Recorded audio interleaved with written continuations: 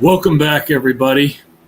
We're going to be talking about the Pittsburgh Airbnb shooting hoax, which no doubt was another police drill being reported as a real crime as a way to undermine the Second Amendment.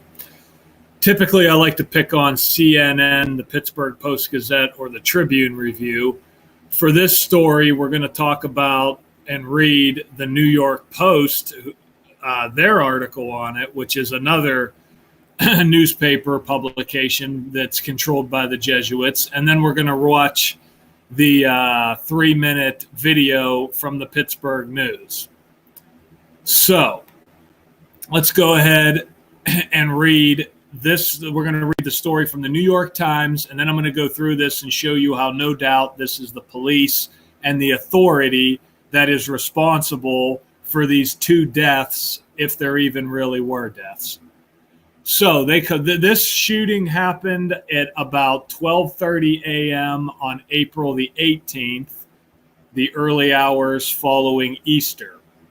So they come out and they say 2 dead and 8 wounded in shooting at Pittsburgh Airbnb party.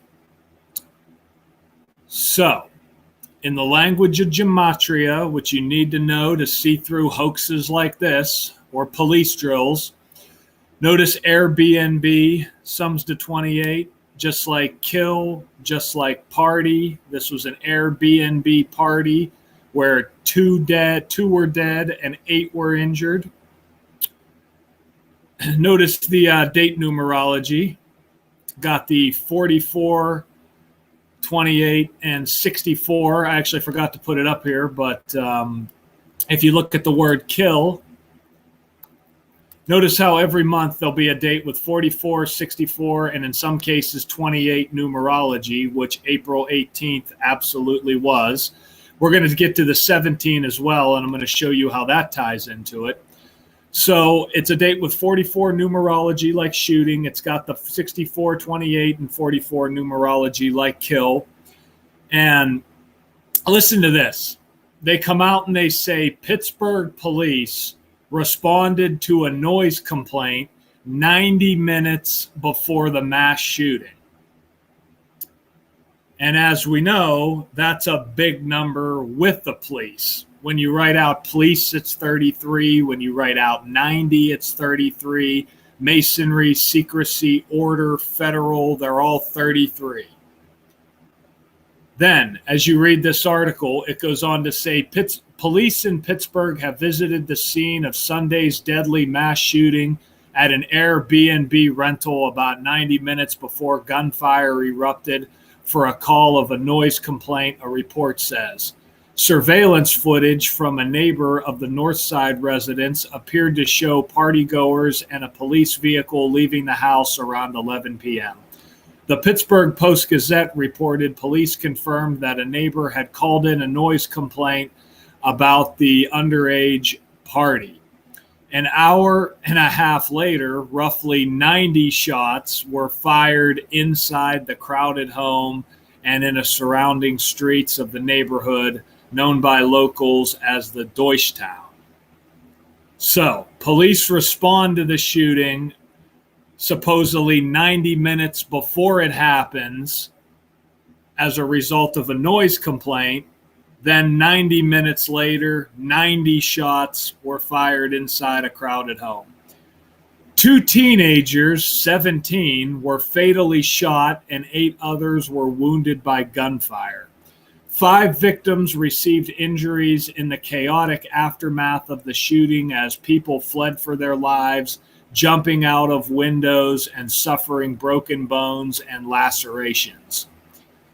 And as always, the 2 killed were both 17 years old. I'm quite sure they were.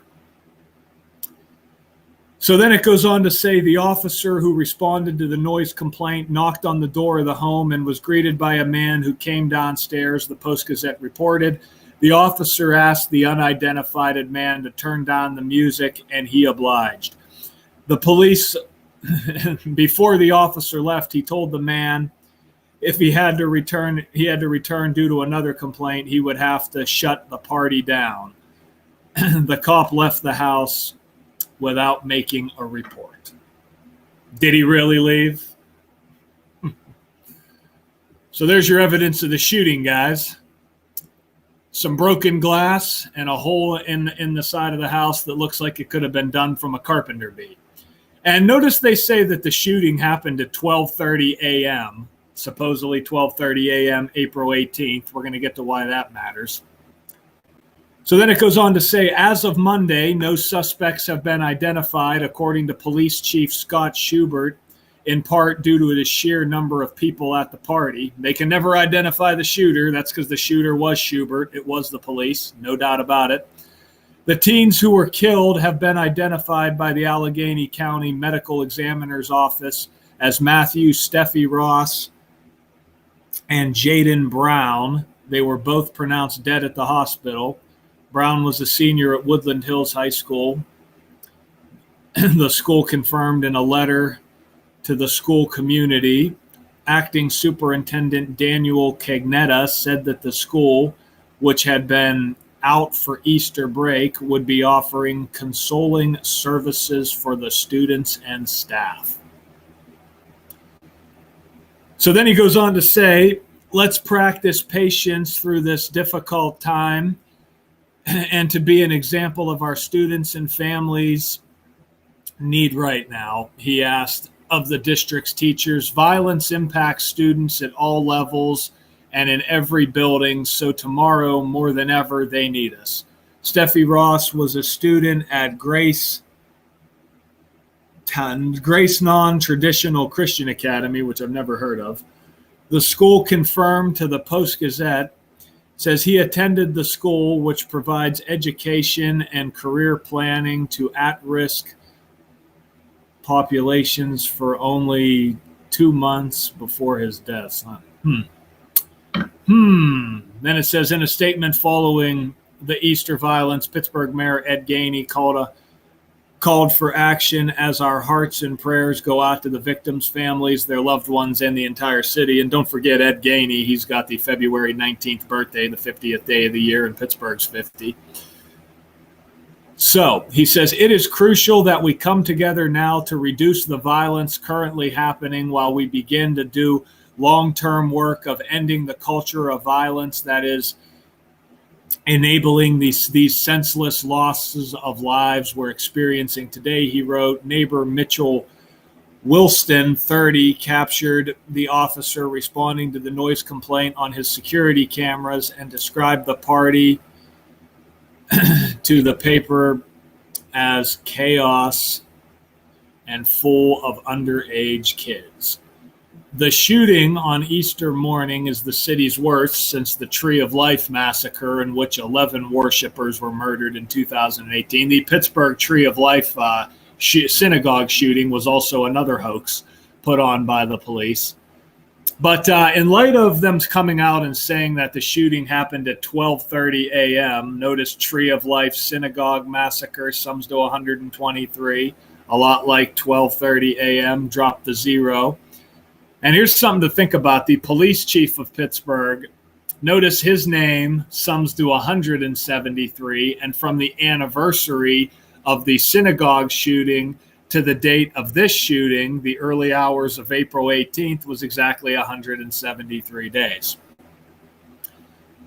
So let's go ahead and let's watch this clip from the mass shooting, and then we'll call it a video. Tonight, police are poring over videos and reaching out to witnesses of the carnage in East Allegheny. Video here of the line of people, mostly underage, heading into a party at an Airbnb rental. Very different scene just a short time later. Chaos early on Easter morning. Some of those same people running for their lives when the shooting started. I mean, does that not look like a complete drill? Everybody's standing around so perfectly, and then they all just scatter at once. It's like they were playing Duck, Duck, Goose. Like the police said, all right, guys, here's when we're conducting the drill. Everybody scatter. This is on Sussman Street at Madison Avenue, the Parkway North just beyond. It happened at 12:34 yesterday morning. And 34 minutes after the hour, huh? Remember the word murder's 34. So here's one of the victims, right? Is this an actual person, or is this from that website called thispersondoesnotexist.com? Is one of the boys who died, 17-year-old Jaden Brown. He was a senior. Damn, that's a dude. I thought that was a chick. At Woodland Hills High School. Also killed, Matthew Steffi Ross, also 17. We just got this picture of him from his family. 8 other people. Too much estrogen in the diet. That's all I got to say about that. Were shot and wounded. Yeah, tonight we have team coverage on this story. Chris Hoffman is working to learn more about those victims. But first, we begin with Andy Sheehan. He found out this investigation may be a very challenging one for police. Well, finding those responsible for this tragedy is job one for the Pittsburgh police and a hope. No doubt it was the Pittsburgh police, and I can't wait to see who they blame the shooter on. Remember the 46-year-old that was blamed for the synagogue shooting? That was a big ritual by the numbers, but we'll see. List of other agencies, but sources say identifying those shooters could be tough. Huh. You got a guy tightly packed in a space preventing their escape. The hail of bullets claimed the lives of 2 You got to love the 4K video quality again, right? juveniles, wounded 8 others, and left scores of teenagers traumatized, leaving police to pick up the pieces. This is our priority. And that's Schubert right there, the police chief, synced up perfectly with his name. I wish I could find his birthday. I couldn't find his birthday, but I'm sure there's even more to it. I'm just sleeping until we get who did this. But investigators have a daunting task. When the shots rang out, the terrorized young people pushed for the exits. Once outside, they scattered. Police sources concede cooperating witnesses may be hard to find. I believe, based on the evidence so far, it's just unclear that there was multiple. There's a guy right there that needs a bullet in the head. You're looking right at him. Here's the real criminal right here. Though the event was held here in East Allegheny, police sources say they came from all over the region, as far away as McKeesport. Typically, pop-up parties are advertised through social media and have a broad reach. Police say the shooting was sparked by an altercation, possibly a regional rivalry, or a dispute over drugs. Shot spotters came in for over 90 rounds. And we know there was a lot more than that between inside the there was a lot more than that. Then why did they report 90 rounds when the shooting took place 90 minutes after the police first arrived? And outside. Sources say that estimate now tops 140 rounds. And you know what's funny? I just caught that. Did you see the Ryder rental truck there? This was in the early hours of April 18th, right? The following day, April 19th, was, which is today, is the anniversary of the Oklahoma bombing blamed on Timothy McVeigh, who supposedly drove a Ryder rental truck up to the building with the explosives in it. That's funny. Several dozens of shots fired inside the Airbnb, dozens more outside, where investigators are unsure if this was spillover or a separate gun battle. When police arrived, they found empty rooms scattered with cell phones, shoes, and empty liquor bottles. Neighbors who saw police earlier in the night questioned why the event was not shut down. In a statement, police confirm an officer came to the address at 11 p.m., but saw only the empty downstairs apartment.